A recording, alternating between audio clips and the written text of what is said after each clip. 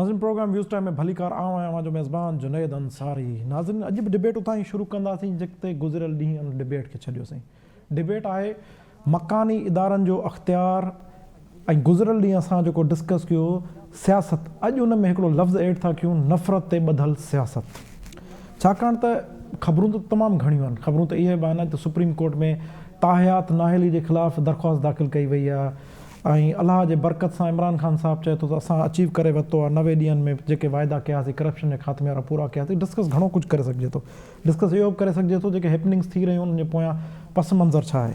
पर हिन खे डिस्कशन खे टॉप ऑफ द प्रायोरिटी न था रखूं, छाकाणि त हिकु ई वक़्तु लखे माण्हू हुन में एंगेज थी विया आहिनि। तव्हां जेकॾहिं सोशल मीडिया ते ट्रेंड्स ॾिसो त उहे जेके ज़ाती दोस्त ज़ाती तौरु हिक ॿिए सां ॻांढापो रखंदड़ माण्हू उहे हिक ॿिए खे ॼण को शक जे निगाह सां ॾिसनि पिया। आख़िर ईअं छो थो थिए? हिते 1985 खां वठी जंहिं शइ जो ॿिज छटियो वियो आहे उहो वक़्तु ब वक़्तु पॉलिटिकल गेन्स ऐं पॉलिटिकल वेस्टेड इंट्रस्ट लाइ हिक ॿिए जे साम्हूं माण्हुनि खे बिहारियो थो वञे।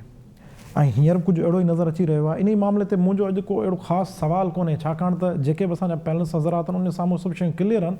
ऐं हिन वक़्तु असांखे पैनलिस्ट में जॉइन कयो आहे डॉक्टर जमील अहमद ख़ान साहब, डॉक्टर अयूब शेख साहब, शाहिद सुमरो साहब ऐं शुहाब बोस्तो साहब। सभ खां पहिरियों हलूं था डॉक्टर जमील अहमद ख़ान साहब। डॉक्टर साहब तव्हां मूंखे ॿुधी रहिया? जी, आवाज़ क्लियर आहे तव्हांजी। डॉक्टर साहब, तारीख़, माज़ी ऐं ज़मीनी हक़ीक़तूं टई अव्हां जे आॾो आहिनि। आख़िर अहिड़ो छा थी वियो आहे जो मकानी इदारनि जो अख़्तियार त ठीकु आहे, सभु एग्रीड आहिनि। गुज़िरियल ॾींहुं प्रोग्राम में जेके असांजा पैनलिस्ट आहे सभु इन ॻाल्हि ते प्रिंसिपली एग्रीड हुआ त बिल्कुलु थर्ड टियर ऑफ गवर्नमेंट आहे, मकानी इदारनि खे अख़्तियार मिलणु खपे, ट्रांज़िशन ऑफ पावर्स हेठि ताईं थियणु घुरिजे। पर उनखां पोइ जेका हीअ जेको हवा में जेका गर्मी पैदा कई थी वञे ऐं उनखां पोइ उनखे हिकिड़ो रुख ॾिनो थो वञे, उहा डायरेक्शन जा जेके नतीजा निकिरंदा उहे इंतिहाई माना हिकिड़ा भयानक आहिनि। कुझु त इहो बि कुझु माण्हुनि जो इहो बि ख़्यालु आहे त जमात इस्लामी 20 ॾींहंनि खां जेको धरणो हणियो वेठी हुई उन शायदि उहे पॉलिटिकल गेन्स हासिलु न कया आहिनि जेको गुज़िरियल ॾींहुं MQM कया आहिनि। पर हाणे सुवालु मुंहिंजो इहो आहे त सिंध हुकूमत जी हिते ज़िमेदारी कहिड़ी आहे ऐं लाॻापियल जेके स्टेक होल्डर धुरियूं पाण खे सम्झनि थियूं, जिन जो घणो तणो जेको सियासी नारो आहे या सियासी हुननि जी जेका स्ट्रक्चर आहे उहो उन्हनि खे अख़्तियार बि खपनि त शहरनि ताईं खपनि।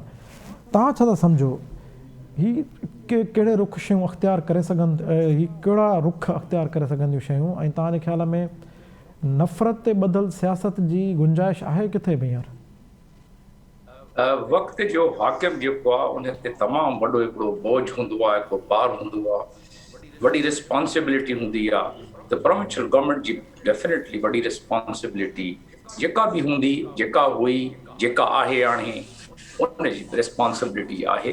ऐं उनखे जेके बि सूरत हाल आहे, हिकिड़ी ॻाल्हि त सभिनीनि एग्री करे वरितो आहे, ऑल रैंक्स एंड फाइल त थर्ड टियर ऑफ गवर्नमेंट जेका आहे म्यूनिसिपल जी सूरत में म्यूनिसिपलिटी जी जेकी रिक्वायरमेंट्स आहिनि माण्हुनि जी उहा पूरी थियनि, घिटियुनि जे लेवल ते, पाड़नि जे लेवल ते, ऐं जेके हेठियां जेके मसइला हूंदा आहिनि उहे सभु उहे त एग्रीड आहिनि।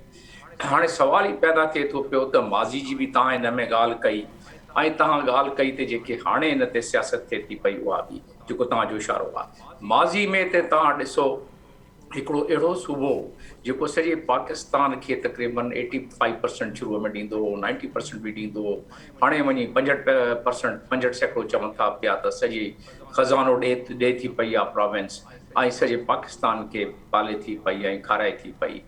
माज़ी में इंडस्ट्रीज़ बि हिते टॉप ते हुई ऐं जेके इहे हरकतूं कयूं वयूं, नफ़रत जी सियासत कराई वई ऐं उन में मोस्टली मार्शल लॉ टाइम ते जेके अथॉरिटेरियन गवर्नमेंट हुया मोस्टली उन्हनि टाइमनि ते अहिड़ी तंज़ीमूं पैदा कयूं वयूं। उनजो ज़रूरु को मक़सदु हूंदो न, ऐं उहो मक़सदु इहो हो त माण्हू पाण में नफ़रतूं पैदा थियनि, पाण में विढ़नि, ऐं इहे जेके हिते इन प्रोविंस में जेके बि सहूलियतूं आहिनि उहे सहूलियतूं ॿिए वञी शिफ्ट थियनि, जेके थियूं अॻिते वञी जिथे बि जंहिं प्रोविंस में, जंहिं तक में, जंहिं डिस्ट्रिक्ट में, जंहिं इलाइक़े में जे नफ़रत शुरू थींदी त पोइ जहिड़ा जकाड़ा बि थींदा ऐं उन में हरा माण्हू मरंदा बि, ऐं उन में हिकिड़ी इनसिक्योरिटी सॼी सोसाइटी खे थींदी, उन में ॿाहिरां माण्हू न ईंदा, उन में इन्वेस्टमेंट न थींदी, उन में जेके इन्वेस्टर पहिरियां आहिनि उहो टपड़ वधी ऐं हलिया वेंदा, जीअं हलिया विया कसूर ऐं ॿियनि लाहौर में। त हू सिलसिलो जेको आहे हाणे काफ़ी ॾींहंनि खां का ठापर नज़र अचे पई ऐं महसूसु इहो थिए पियो त शायदि को मामिलो को बहितर थी वञे त इन जो सियासी पस मंज़र जेको नेगेटिव सियासी पस मंज़र जेको मां चवंदो आहियां उहो इहो आहे त वरी वापसि में कोई खटपट थिए इन जी पाण में जेके बि हिते आबादियूं आहिनि जेके रहनि थी पियूं ऐं जे खटपट थींदी इन जी जहिड़ो जकारो थींदो माण्हू मरंदा त ऑटोमेटिकली अफ़रा तफ़री थींदी ऐं इन प्रोविंस खां जेके थोरो घणो रहिजी वियो आहे उहो बि माण्हू खणी ऐं ॿियनि किथे हलिया वेंदा हिकु त इहो त हिकिड़ो हिन में जेको असां सठियो आहे जेको असां ॾिठो आहे अदरवाइज़ इन सूबे में जेके रिज़ोर्सिस आहिनि जेके शयूं आहिनि जेके बंदरगाहूं ऐं समुंड आहे जी जेको असां सहूलियतूं आहिनि उन जी सहूलियतुनि जे लिहाज़ सां त इहो जेको बागो बहार ऐं गुलज़ार थी वञे न प्रोविंस पर इहो जेसीं ताईं नफ़रतूं न थींदियूं नफ़रत जी सियासत न थींदी तेसीं ताईं त पोइ हीउ मामिलो जेको मक़सदु आहे हिन गुलज़ार थियण जो उहो त न थी सघंदो पूरो त माण्हू उहो ई जेको अॼु हालत आहे माण्हुनि जी हालत आहे उहा हालत थींदी इन में थोरो इन साह वठणु ॾियनि इन सूबे खे थोरो साह वठणु ॾियनि त ऑटोमेटिकली सुबुह जेको आहे पंहिंजी उन ते हलंदो पंहिंजी तरक़ी ते हलंदो माण्हू इन में जेके आसूदा थींदा माण्हू इन में कंफर्टेबल थींदा माण्हुनि खे सहूलियतूं मिलंदियूं पर नथा करणु ॾियनि हाणे हिनखे असां इन सूबे जा जेके वासी आहिनि उन्हनि खे खपे त हू इन जी को एंटी को कंपेन अहिड़ो कनि अहिड़ा सिलसिला इंटेलेक्चुअल लेवल ते बि कनि पॉलिटिकल लेवल ते बि कनि असुल ॻाल्हि अची आई हाकिम वक़्त जी इहो बि जेको इन्हनि सिलसिलो कयो आहे लोकल गवर्नमेंट जो इन में कंसल्टेशन जेका थियणु खपे आहे उहा न थी आहे उहा कंसल्टेशन जे थी वञे हा त शायदि इहा नौबत बि न अची वञी आहे अचे हा अॻिते वञी पुछंदो त ॿियो बि डिस्कस करे था सघूं पर फ़िलहालु एतिरो जी शोहाब ओस्तो साहब साईं तव्हां मूंखे ॿुधी रहिया शोहाब साहब तव्हां मूंखे ॿुधी रहिया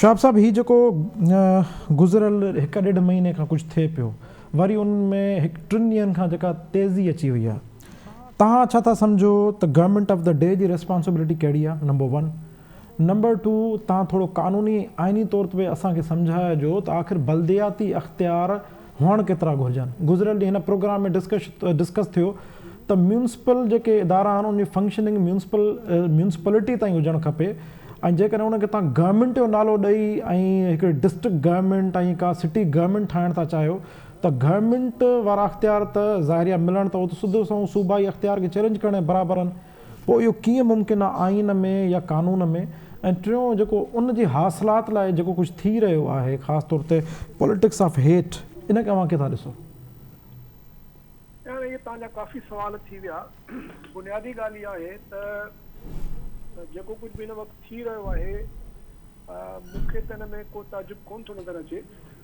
छाकाणि त बिल्कुलु इहो एक्सपेक्टेड हुयो जॾहिं बि इलेक्शन्स थींदा आहिनि ख़ासि तौर ते कराची में जॾहिं बि इलेक्शन्स थींदा आहिनि त 2 शयूं त बिल्कुलु ज़रूरु थींदियूं आहिनि हिकिड़ो त कराची खे डिस्टेबलाइज़ करण जी कोशिशि कई वेंदी आहे ऐं अचानक कराची जी ओनरशिप जो झड़ो शुरू थी वेंदो आहे हिन वक़्तु हिकिड़ी शइ वधीक ऐड थी आहे त जेको PTI वारो जेको ओनरशिप जो क्लेम हुयो उहो इमरान ख़ान साहब जी जेका हिन वक़्तु परसीव्ड जेको हुनजो फेल्यूअर आहे उनजे नतीजे में इहो तासुर पैदा थियो आहे त शायदि हाणे कराचीअ मां PTI जा जेको आहे सो जेके तॾा जेका आहे सो उहा वेड़ शुरू थी वई आहे ऐं हाणे PTI कराचीअ में कमज़ोर थींदी तंहिं करे वरी MQM जा जेके मुख़्तलिफ़ धड़ा आहिनि ऐं जमायत इस्लामी उहे सभु निकिरी आया आहिनि ॿाहिरि ऐं उन्हनि जी कोशिशि आहे त असां रिक्लेम कयूं कराचीअ जो जेके कॉन्स्टिट्यूएंसीज़ हुयूं पर हाणे हिन में सवाल इहो थो पैदा थिए त डेमोक्रेटिक तरीक़ो जेको आहे उहो कहिड़ो आहे बिल्कुलु तव्हांखे हर शहरीअ खे हर पॉलिटिकल पार्टी खे राइट आहे पीसफुल प्रोटेस्ट करे रियासत जो बि फ़र्ज़ु आहे त इहो जेको हक़ु आहे शहरीअ जो उनखे उनजो रिस्पेक्ट करे पर हाणे असां वटि इहो हिकिड़ो ॾुखियो आहे फ़ैसिलो करणु त पीसफुल प्रोटेस्ट जो मतिलबु छा आहे ऐं छा पीसफुल प्रोटेस्ट जो मतिलबु जेको हुकूमती जेके इदारा आहिनि उन्हनि खे बिल्कुलु यरगमाल करे ऐं पूरो जेको आहे शहर खे हिकिड़े मुकमिल तौर ते लॉक जैम में जेको आहे सो विझी छॾिजे। सो बहरहाल इहो हिकिड़ो अलॻि बहस आहे। जी तव्हांजो जेको सुवाल आहे त जेका आइनी ऐं कानूनी जेका पोजीशन आहे जी लोकल गवर्नमेंट जी, मां सम्झां थो त local government third tier of government आहे ऐं 18th अमेंडमेंट खां पोइ आर्टिकल 140A जेको आहे सो शामिल कयो वियो आहे, जंहिंमें हिकिड़ो मुख़्तसिर आर्टिकल आहे इहो, जंहिंमें उन्हनि चयो आहे त फाइनेंशियल एडमिनिस्ट्रेटिव ऐं पॉलिटिकल पावर्स जेके आहिनि उहे मुंतकिल कया वेंदा लोकल गवर्नमेंट्स खे। इन खां वधीक कुझु बि न आहे चयो वियो ऐं न उन जे लाइ के रूल्स फ्रेम थिया आहिनि, न वरी को अहिड़ो तरीक़ेकार ॾिनो वियो आहे त कहिड़े तरीक़े सां उहो पावर्स ट्रांसफर थींदा, केतिरा पावर ट्रांसफर थींदा, गवर्नमेंट जेका प्रोविंशियल गवर्नमेंट आहे छा उन सां उनजी शराकतदारी हूंदी या उहो हिकिड़ो अलॻि इंडिपेंडेंट हिकिड़ो नओं टियर आहे। उन ते अञा का हिकिड़ी जामे क़िस्म जी सुप्रीम कोर्ट जी बि का अहिड़ी जजमेंट कोन आई आहे। सुप्रीम कोर्ट रिसेंटली कुझु जजमेंट्स ॾिनियूं आहिनि लाहौर जे हवाले सां, पंजाब जी जेका लोकल गवर्नमेंट जो जेको इमरान ख़ान साहब जेको सस्पेंड करे छॾियो हुयो, उन जे रिवाइवल लाइ जेके हुते पिटीशन दाख़िल थियूं हुयूं, पर उन में बि जेको घणो जेको आहे सुप्रीम कोर्ट जो जेको एम्फेसिस उहो आहे त इलेक्शन्स ॿीहर कराइनि। सॉरी। सो इहो सवाल इहो सवाल जेको आहे त तवाज़ुन जेको आहे, बैलेंस जेको आहे पावर्स जो, उहो कीअं उनखे कहिड़े पॉइंट ते जेको आहे सो उनजो तवाज़ुन मुक़ररु थियणु घुरिजे। हिकिड़ो त आहे त प्रोविंशियल फाइनेंस कमीशन जेका आहे उहा ठहंदी, प्रोविंशियल फाइनेंस कमीशन जीअं नेशनल फाइनेंस कमीशन आहे, अहिड़े तरीक़े सां प्रोविंशियल फाइनेंस कमीशन बि जेका फाइनेंशियल जेको ट्रांसफर थींदो पावर उहो उनजे तहत थींदो जेको हिन मौजूदा लोकल गवर्नमेंट जे कानून में बि ॾिनल आहे। हाणे सवाल इहो आहे त छा सिंध गवर्नमेंट मुकमिल तौर ते जेके उनजा आइनी जेको उनजो पावर आहे आर्टिकल 129 जे तहत जेके अख़्तियार आहिनि उहे छा बिल्कुलु मुंतकिल करे या उहे अख़्तियार रखंदे जेको लोकल गवर्नमेंट्स आहिनि उन्हनि खे जेको आहे सो स्फेयर्स में उन्हनि खे पंहिंजा पावर्स मिलनि। सो मां सम्झां थो त इन में ॿिन्ही धुरनि खे फरागदली सां ऐं हक़ीक़त पसंदीअ सां वेही इहो मामिलो हल करणो पवंदो, छाकाणि त सिंध में मुसीबत इहा आहे त हिन वक़्तु 12 ॾींहं वारी जेका असांजी जेका सिंध आहे हुनमें पीपुल्स पार्टी खे कंहिं क़िस्म जो को ऑपोज़िशन कोन्हे, तंहिंजे करे 12 ॾींहं जे मामले में त जेको बि हो कानून साज़ी कंदी उनखे का झल पल कोन्हे। पर वरी उनजे बिल्कुलु बरक्स कराचीअ में तमामु वॾी मज़ाहिमत आहे। कराची में तमामु मुख़्तलिफ़ क़िस्म जा पॉलिटिकल एथनिक फोर्सिस वेठा आहिनि, सभिनी जा पंहिंजा पंहिंजा मुफ़ाद आहिनि ऐं कराची हिकिड़ी जेको आहे सो अहिड़ी छा चइजे सणभी हिकिड़ो जेको आहे सो ईअं खणी चओ त सोननि ॾियण वारी जेको आहे सो कुकड़ा, सोना अंडा ॾियण वारी कुकड़ा, तो कराची खे त ज़ाहिर आहे उहो सम्झनि था इस्तेमालु करणो आहे, कराची ते कब्ज़ो करणो आहे। सो ॿिन्ही जो हिन में इंट्रस्ट इहो आहे, पर मां सम्झां थो ज़ाती तौर ते त पीपुल्स पार्टीअ खे इन ते बिल्कुलु फरागदली जो मुज़ाहिरो करणु घुरिजे ऐं कराची हिकिड़ो तमामु वॾो शहर आहे, वॾो हिकु मेगा सिटी आहे, उनखे पावर्स मिलणु घुरिजनि। कराची जो मेयर जेको आहे उन वटि एतिरा पावर्स हुजनि जो शहर में बहितर जेको आहे सो ख़िदमतूं ॾेई सघे। ऐं इन सां गॾोगॾु मां त इहो बि चवंदुसि त इहो बि फेडरल गवर्नमेंट सां वेही इहे जेके कंटोनमेंट्स आहिनि 8-10 कराचीअ में इन्हनि जा जेके पावर्स आहिनि जेके कंफ्लिक्ट था कनि प्रोविंशियल ऐं लोकल गवर्नमेंट जे पावर सां जी शोएब साहब मतिलबु मेजॉरिटी त जेको आहे सो कराची जी जेका मेन जेको शहर जो हिसो आहे उहो त कैंटोनमेंट्स वटि आहे जी ऐं उन में त लोकल गवर्नमेंट जो अमल दख़ल ई कोन्हे उहो त उन में घिरण ई कोन ॾींदा आहिनि उन्हनि जा सभु पंहिंजा क़ाइदा कानून आहिनि जी शोएब साहब उन लाइ इहो वॾे में वॾो मसइलो जेको आहे कराची में इहो बि आहे त कराची में हिकिड़ी जुरिसडिक्शन कोन्हे हिते कैंटोनमेंट्स बि आहिनि हिते लोकल गवर्नमेंट जो बि आहे हिते जेको आहे सो फेडरल गवर्नमेंट जा बि कुझु इदारा आहिनि ऐं प्लस हिते प्रोविंशियल गवर्नमेंट बि आहे ठीकु आहे सर तव्हांजो माना कंक्लूजन जी सर टकराव वारी सूरताल जेका आहे उहा हर वक़्तु इन करे बि रहे थी जी तो सभिनी स्टेक होल्डर्स खे वेही इहो मामिलो नेक दिलीअ सां फराग दिलीअ सां हक़ीक़त पसंदीअ सां हल करणो पवंदो जी तव्हांजो माना कंक्लूजन इहो आहे त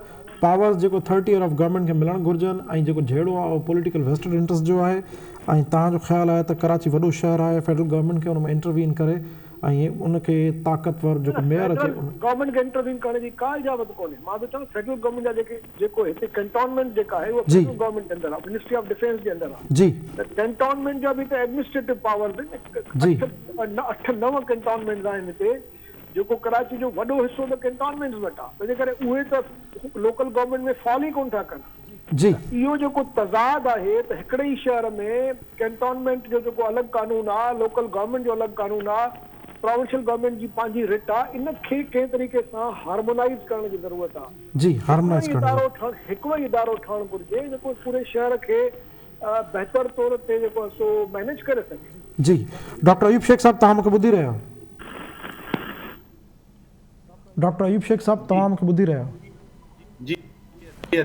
जी डॉक्टर साहब गुज़िरियल ॾींहुं मां काफ़ी ॻाल्हियूं कयूं हुयूं पर अॼु सूरत हाल कुझु मुख़्तलिफ़ आहे अॼु इहा मुख़्तलिफ़ आहे त अमीनुल हक़ जो राब्तो थियो आहे CM सिंध सां ऐं ॿिन्ही इतफ़ाक़ कयो आहे त जेके मसइला आहिनि उहे सियासी तौरु वेही निबेरबा हाणे ॻाल्हि उहा ई आहे जेका गुज़िरियल ॾींहुं हुई पर सवाल उते ई खुटी था वञनि हाणे शहाब दोस्ते साहब काफ़ी माना क़ानूनी आइनी पासनि ते बि ॻाल्हायो ऐं हुननि चयो त ज़ाहिर कराची हिकु तमामु वॾो शहर आहे उते अख़्तियार त मिलणु घुरिजनि ऐं उनखां पहिरियां जेको आहे डॉक्टर जमील अहमद ख़ान साहब ॻाल्हायो त नफ़रत जो जेका सियासत आहे उन ॿिज इन लाइ छटियो थो वञे जो ज़ाहिर vested interest in politics there ऐं उनजी हिकिड़ी हिस्ट्री आहे तव्हां कंक्लूजन कहिड़ो कढंदव त अॼोको ॾींहुं या ईंदड़ 15 ॾींहं या 20 ॾींहं जीअं तीअं करे लेट सपोज़ इहा ई हीट रखी थी वञे इलेक्शन थिए थी मार्च या अप्रैल में या एटसेट्रा बल्दियाती चूंडूं थियनि थियूं उन खां पोइ देन वॉट पोइ छा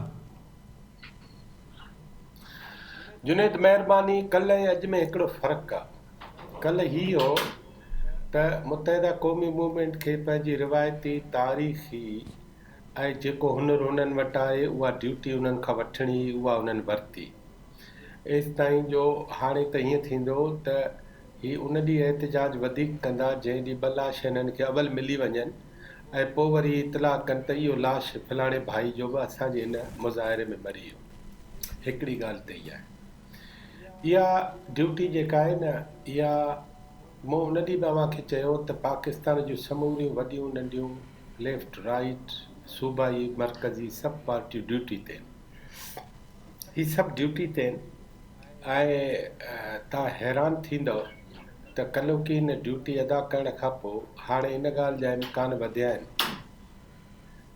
त जनाब इमरान ख़ान साहब खां ही अञा वधीक छिडरा थियनि ऐं सूरत हाल अञा कंहिं ॿिए पासे मुंतक़िल थियणु शुरू थिए ऐं बहानो कराची हूंदो बहानो इहो कल्ह को मुज़ाहिरो हूंदो ऐं उन मुज़ाहिरे जो बि यानी तव्हां हिन कराची वारी सॼी एपिसोड खे इस्लामाबाद में जेका पावर कॉरिडोर जी गेम वेठी हले उन सां लिंक था कयो हा कयां ई उन सां लिंक थो ऐं तव्हांजे हिकिड़े रिपोर्टर तव्हांजे अख़बार जे हिकिड़े रिपोर्टर इहो बि चयो त हींअर इस्लामाबाद जी गेम कराची में शिफ्ट थियण जो ही पहिरियों उञाण आहे आउं सम्झां थो असां सभिनी माण्हुनि खे संजीदगी सां हिन ॻाल्हि खे ॾिसणु खपे हिकिड़ी ॻाल्हि त इहा आहे ॿी ॻाल्हि इहा आहे त अॼु तव्हां ॾिठो हूंदो त कल्ह ख़ालिद मक़बूल सिद्दीकी वफ़ाक़ी वज़ीर उन चयो त जनाब इमरान ख़ान हम आपकी तरफ देख रहे हैं कि आप यहाँ कब आ रहे हैं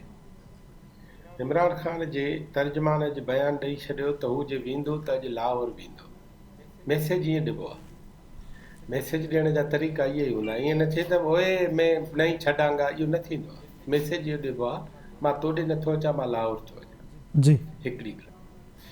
ॿी ॻाल्हि इहा आहे त पाकिस्तान पीपल्स पार्टी में 2-4 माण्हू एॾो भलो कमु था कनि। जंहिं नमूने सां मुर्तज़ा वाब असलम भाई जी लाश जी ॻाल्हि कई, ऐं जंहिं नमूने सां सईद गनी पोस्टमार्टम जी रिक्वेस्ट कई उनजे माइटनि खे त इहो पोस्टमार्टम इन जो करणु ॾियो असांखे, त जीअं ख़बर पए त इन जे मरी वञण जो सबबु छा आहे।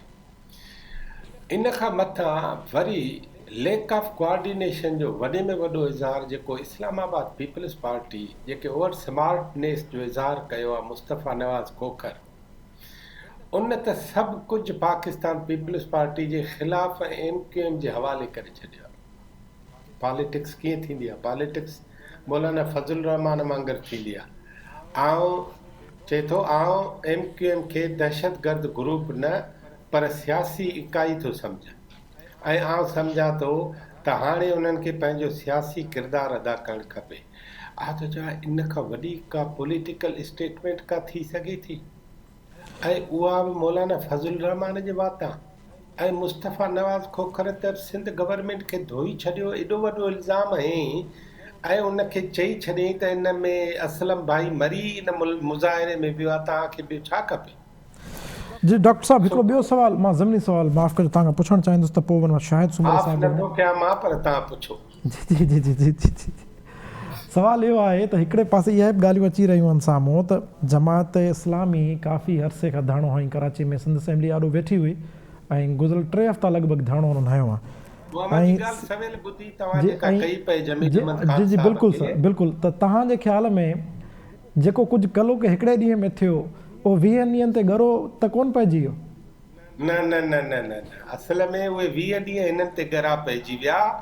इन करे हिननि खे एॾो शिदत सां कमु करिणो पियो जो मौलनि खे बि जीअरो करे ऐं मुज़ाहिरा करे। तव्हां सोचो त पाकिस्तान जी जे हिननि खे ॻणती हुजे हा त पाकिस्तान जी जेका क्रिकेट मैच आहे जेका अॼु खां शुरू थी आहे, ऐं रांदीगर ऐं DC साउथ पाण उन्हनि खे चयो आहे त बाबा हिन होटल में तरसियल आहिनि, महिरबानी करे हिते न कयो। सो हिननि खे उहे त ॻणितियूं ई कोन्हनि त थिए छा थो हुननि खे ॻणती। ऐं तव्हांखे ॿी अंदरी ॻाल्हि ॿुधायां, मुंहिंजी PTI वारनि सां मुलाक़ात थी, मूं चयो सिंध असेंबली जे ॿाहिरि छा थो थिए। सो थोरा लफ़्ज़ ॾुखिया उहे इस्तेमालु करे चई मुला जेके आहिनि न इन्हनि मुलनि असांखे मारे छॾियो, हिते असां वेहणा हुआसीं, हे वेहिजी विया। पर सर वो तो पॉलिटिक्स ऑफ एज आहे। डॉक्टर जमील साहब खिली रहियो, मां उन्हनि खां पुछंदुसि पर हलूं था शाहिद सुमरे साहब ॾे। शाहिद साहब तव्हां मूंखे ॿुधी रहिया आहियो?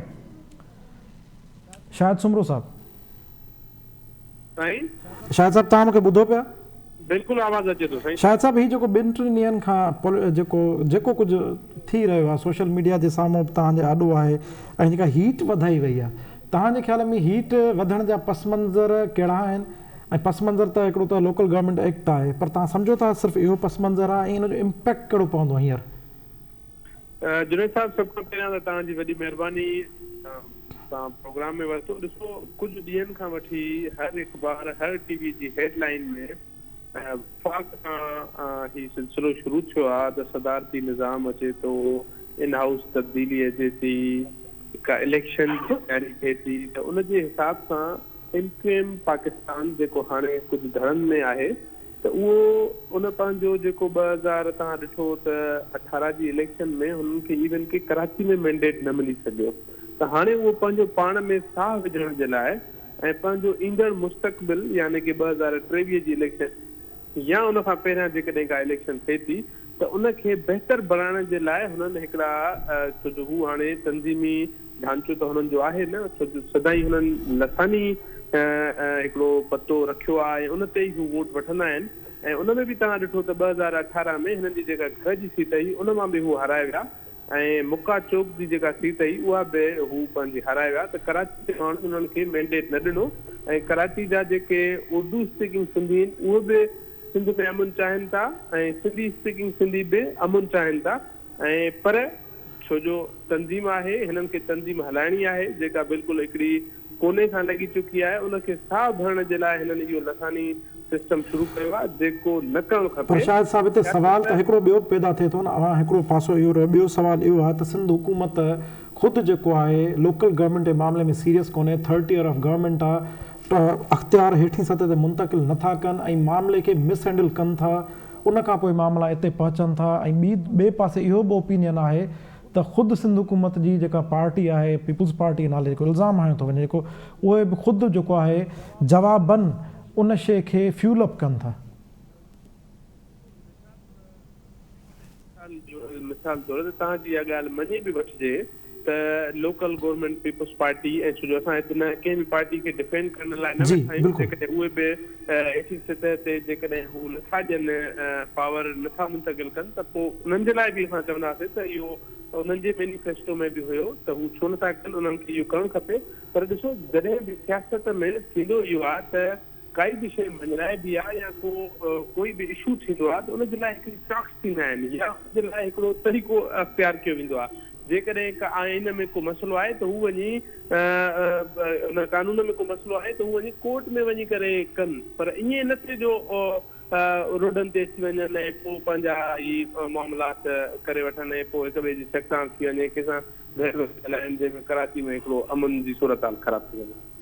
जी शायद साहब। डॉक्टर जमील साहब, तव्हां का डिबेट ॿुधी सभिनी दोस्तनि जी, सभिनी पैनलिस्टनि जी।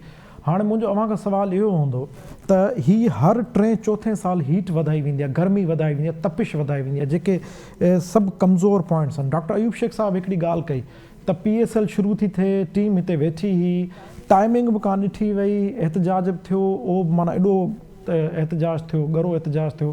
पर डॉक्टर अयूब साहब जो ख़्यालु आहे त सॼी इस्लामाबादी गेम आहे, उनजी गर्मी हिते फील थी थिए। जेको मूं इंट्रो में बि सवाल रखियो, डॉक्टर साहब खां पुछां, हाणे अव्हां खां पुछां थो त जमात इस्लामी 20 ॾींहं हिकु ॾींहं ते ॻरा साबित थिया आहिनि या हिकु ॾींहुं 20 ॾींहंनि ते ॻरो साबित थियो?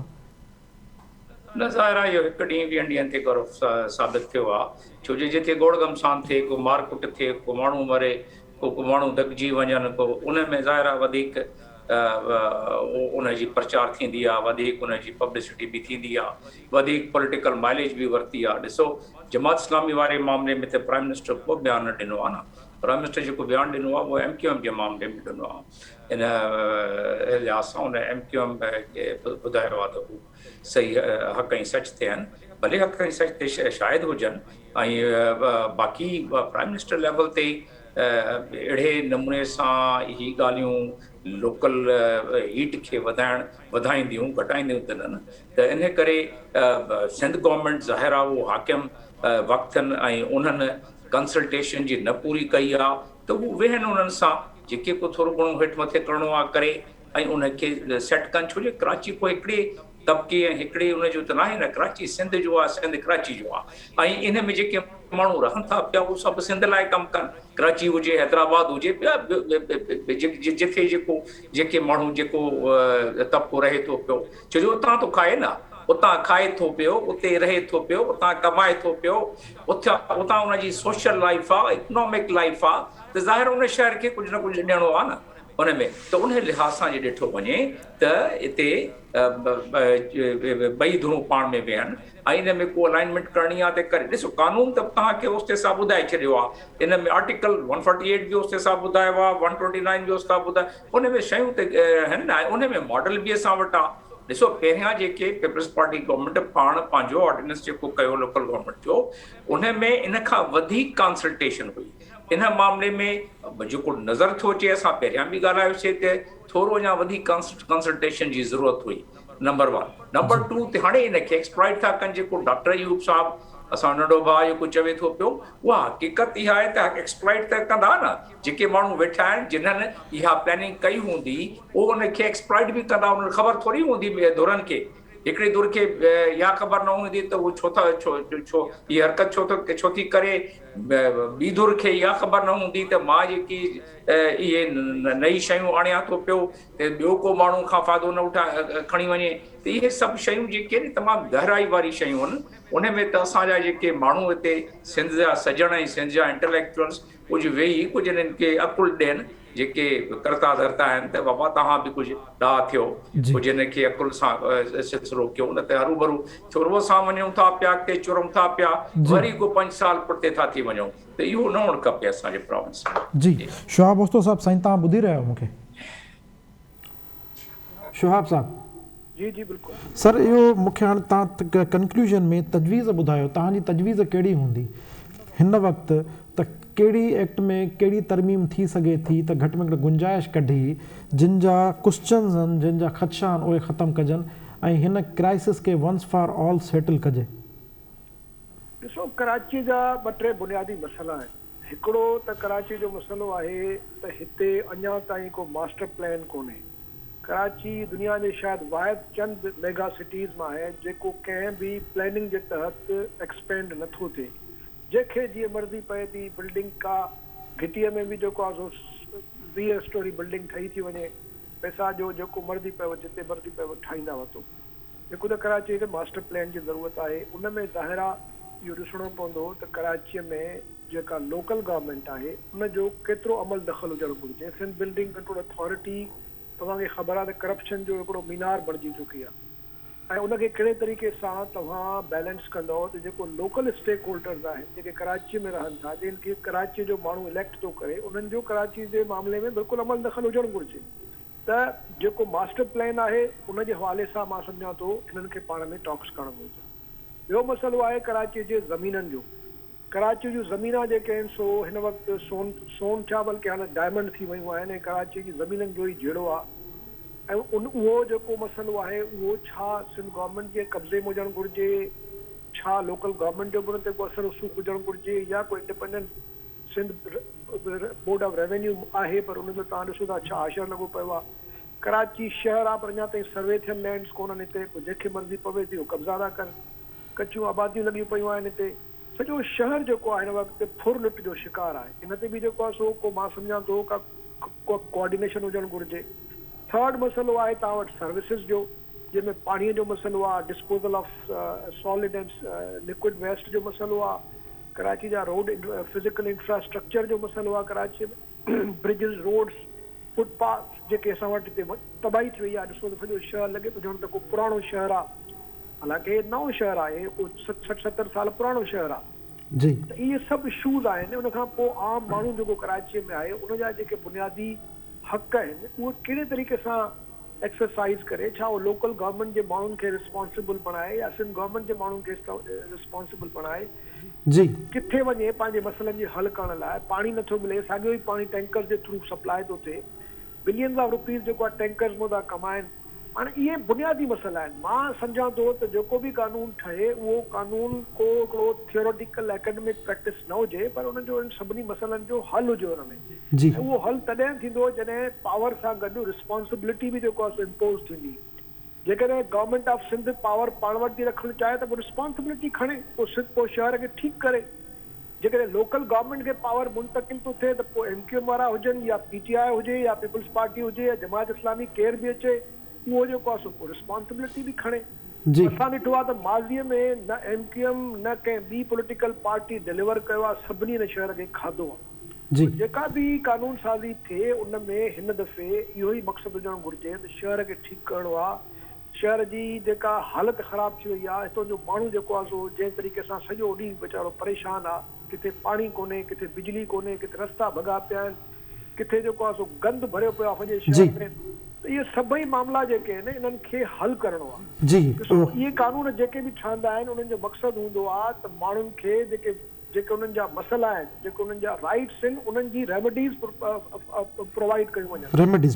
उन में ज़ाहिर आहे जेकॾहिं सिंध गवर्नमेंट ऐं MQM इहे सभई जेसि ताईं, मां पहिरों जीअं गुज़ारिश कई त जेसि ताईं नेक दिलीअ सां, फराज़ दिलीअ सां ऐं हक़ीक़त पसंदीअ सां वेही इहे टेबल ते इहे सभई मसइला साम्हूं रखंदा ऐं पंहिंजो प्रपोज़ल ॾींदा ऐं उन खां पोइ हिकिड़ो कंसेंसुअल घटि घटि हिकिड़ो कंहिं हद ताईं हिकिड़ो गॾिजी हिकिड़ो अहिड़ो कानून साज़ी कनि जंहिंमें सभु जेकॾहिं को पावर क़बूल करे थो त पोइ रिस्पॉन्सिबिलिटी बि खणे ऐं पोइ अकाउंटेबल हुजे। पावर्स क़बूल करे त रिस्पॉन्सिबिलिटी खणे ऐं अकाउंटेबल हुजे। तव्हांजो मेन तव्हांजी ॻाल्हि इहा ई आहे। ऐं नेकलियत जी जी सूरत में इहो फसाद थींदो ऐं फसाद वधंदो जी। छाकाणि त हाणे जेका सूरत हाल आहे स्टेट जो ओवरऑल जेको तव्हां ॾिसो था क्राइसिस मथां खां हेठि ताईं ज़बरदस्त क़िस्म जी पोलराइज़ेशन आहे, ज़बरदस्त क़िस्म जो जेके इदारा आहिनि उन्हनि जो बहिरान आहे जी। असांजा कॉन्स्टिट्यूशनल जेके इदारा आहिनि उन्हनि जे अंदरि बहिरान आहे। असांजी कोर्टुनि जी साख न रही आहे, सियासी पार्टियूं पाण में पई विढ़नि थियूं, गवर्नमेंट्स जी तव्हां हालत ॾिसो था, करप्शन जी तव्हां हालत ॾिसो था, दुनिया जी। छाती ॾिसे मथां वरी तव्हांजी इकोनॉमी वञे पई तबाही तरफ़ ते। जी तो असां वटि हाणे ऑप्शन तमामु थोरा आहिनि। ऑप्शंस बिल्कुलु थोड़ा आहिनि ऐं असां में सस्टेनेबिलिटी न आहे। Sir quickly doctor Ayub Sheikh sahab, तव्हांजी प्रिडिक्शन कहिड़ी हूंदी? ही केसीं ताईं मामिलो हलंदो या सॉर्ट आउट थी वेंदो जल्द खां जल्द? साईं जमायत इस्लाह, हा साईं जी डॉक्टर साहब तव्हां जमील अहमद ख़ान साहब छा चयो? जी साईं। साईं जमील अहमद ख़ान साहब कुझु हुकुम कयो आहे मूंखे। सर जी सर। न मां ईअं कमेंट कयां था त इन कमु ईअं लथो पियो आहे जीअं असां हिनखे न संभालींदासीं। जी हा सर। हा बिल्कुलु। जी डॉक्टर साहब। हिकिड़ो त मुंहिंजो ख़्यालु आहे त सिंधी असेंबली जो धरणो सुभाणे ख़तमु थिए थो। हिकिड़ी अॻकथी मुंहिंजी इहा आहे। जी ॿी अॻकथी इहा आहे त हाणे तय इहो थियो आहे, मथे हेठि लेफ्ट राइट अॻिते पोइते कानून गैर कानूनी हर हिसाब सां इहो थियो आहे तय। विज़िबल अनविज़िबल। हा हाणे असां कोशिशि इहा कंदासीं त वरी जीअं हिन क़िस्म जी सरकार ॿीहर न अचे, इहो तय थियो आहे इस्लामाबाद। सर हिन क़िस्म जी सरकार न अचे इस्लामाबाद में तय थियो आहे, उनजे कराची ते कहिड़ो असरु पवंदो सर क्विकली? कराची ते इहो असरु पवंदो, कराची जो ख़ुदि सॼी सिंध ते असरु पवंदो। ऐं जनाब शाह उस्ते साहब जेके ॻाल्हियूं कयूं आहिनि बिल्कुलु उहे मां रुॻो म्यूनिसिपल जा हक़ ॾियण जे हक़ में आहियां, ॿियो को बि हक़ न ॾियो। ऐं MQM या जमायत इस्लामी के ज़िम्मेदार माण्हू कोन्हनि, उहे गैर ज़िम्मेदार माण्हू आहिनि ऐं उहे साबित थिया आहिनि जी त उहे गैर ज़िम्मेदार माण्हू आहिनि। इन करे उन्हनि खे इहो न ॾियो। मुशर्रफ इन्हनि सां गॾु उन त मोहकारो कयो आइन जो, उन त मोहकारो कयो सूबनि जी अख़्तियार जो, ख़ुदि मुख़्तियारी जो, सभु कुझु। जी डॉक्टर साहब। तो हिन ऐं ही सभु उन सां गॾु आहे। ओॾी महिल हिननि खे सूबनि जा अख़्तियार ऐं ॿियूं के बि ॻाल्हियूं ही गैर ज़िम्मेदार माण्हू आहिनि। जी। इहा ॻाल्हि सम्झणु खपे। पर हिकिड़ो ख़राबु क़िसो कहिड़ो आहे त हाणे मूंखे लाड़काणे में बि मुज़ाहिरो करिणो पवंदो, सखर में बि, हैदराबाद में बि ऐं शिकारपुर में बि, कंबर अली खान में बि, जिते किथे। जी छो त उन खां सवाइ सिंध हुकूमत हक़ ॾियण लाइ तयारु ई न हूंदी। जी सर। असांखे रवाज में ॾेई छॾियो आहे। जी सर। जी डॉक्टर साहब शायदि साहब तव्हां कंक्लूड कजो सर, मूं 30 सेकंड। तव्हां छा चवंदव, तव्हांजी कहिड़ी तजवीज़ आहे, कीअं मामिलो सॉर्ट आउट थींदो? नथो सम्झां त इहो छो जो MKM वटि इहो ई हिकिड़ो पतो बचो आहे बाक़ी सियासत में ज़िंदा रहण जे लाइ। मां नथो सम्झां त इहो वॾी रोडनि खां अलावा हाणे टॉक्स ते ईंदा, बल्कि इहो इनखे अञा वधाईंदा, वधाए करे हू पंहिंजी पब्लिसिटी करणु चाहींदा ऐं वधाए करे हू पंहिंजा जेके कारकुन आहिनि या जेके घर में सुता पिया आहिनि उन्हनि खे जाॻाइण जी कोशिशि कंदा त जीअं इलेक्शन जी हिकिड़ी मुहिम हली पवे ऐं अॻिते हली हू पंहिंजी जेके बलदियाती इलेक्शन्स वग़ैरह ऐं जनरल इलेक्शन्स में हू पंहिंजो साह खणी सघनि। मां सम्झां थो त इहो अञा वधीक थींदो, इहो घटिबो कोन। जी वरी महिरबानी। शाहिद सुमरू साहब, डॉक्टर अयूब शेख साहब, डॉक्टर जमील अहमद ख़ान साहब ऐं शुहाब ओस्तो साहब, तव्हां पंहिंजी क़ीमती टाइम असांखे टाइम ॾिनो। नाज़रीन ते प्रोग्राम में टाइम पंहिंजी पुॼाइणी ते पहुचे। पंहिंजे मेज़बान जुनैद अंसारी खे ॾींदा इजाज़त। सदाईं गॾु।